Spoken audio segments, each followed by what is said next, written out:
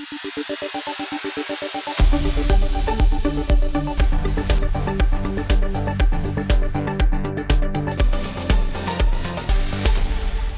think simply when you look at the data consumption over the last 2 years, with the implementation of LTE, the data consumption actually has been almost exponential. It's actually quite large. And when you can prove that the demand for data is there, it naturally drives to how do you manage that from a business perspective. Some of the parameters that are required are a lower cost of bit served. And in order to do that, if you have big demand for data, you clearly need to drive the cost down so you can compete. Basically, that means you need a bigger pipe, and that naturally leads to the implementation of 5G. Now, if you can implement 5G, in India, you're going to have to wait for the government, and they're going to come up with their policies, and they're going to come up with the auctions. But there's actually a unique opportunity here in India where the government, with the auction, can combine auction with some targeted investments in industries that the Indian government has as a priority, whether that be medicine or education or smart cities. And the reason why I mention that is there's always going to be debate on the price of the spectrum and the price of the tariffs, the taxes, and what have you. But if you mold that into perhaps in-kind investments that the carriers can actually attract and drive behind, then that'll actually accelerate the benefit of 5G to India and the actual consumer themselves.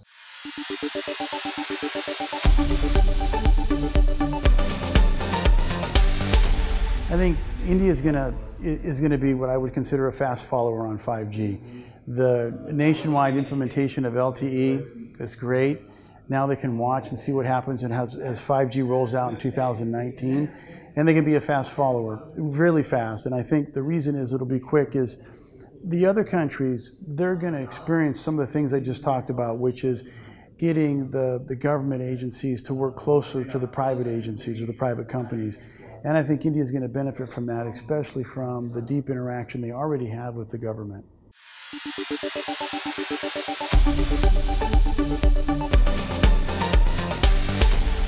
It's in just a few sound bites, it's always difficult to try and compress this, but you want to think about where data touches everyone's lives. And especially when you talk about a country like India where so much of it can be greenfield and expedited. For example, if you look at medicine, for example, or autos, or even the smart cities where low latency will become very important, 5G plays a big part in that. And the government will play a big part in that, and so should the carrier.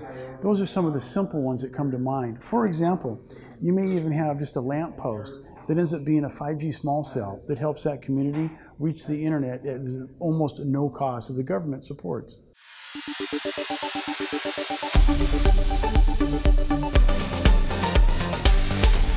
The data consumption in India can be correlated with the handset feature increase on new purchases.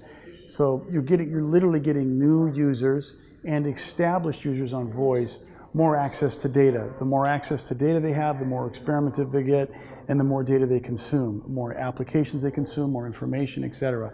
That data consumption, you can correlate that directly from a first-time feature phone user to an upgraded user to a smartphone to the next smartphone, and it starts to move up because they become more sophisticated and their requirements become more sophisticated. So even though you see a large feature phone market here in India, it's growing quite rapidly into that mid-high tier.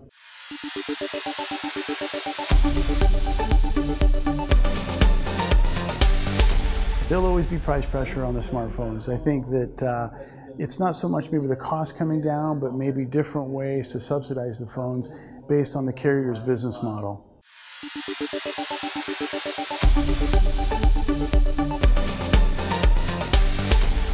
I think that the 4G feature phone has a very long life. I think that there's a very good market for that, whether it be a first-time user or someone who's comfortable with that device. It probably has multiple years of life, but it's an excellent product to bring new users into the smartphone. I think that India is very exciting. You're going to see a lot of changes here, and I think it's going to be in a very short period of time. I don't think 5G is that far away, and I think that just the LTE and the effects of LTE nationwide have been a great indicator on where India is going to go.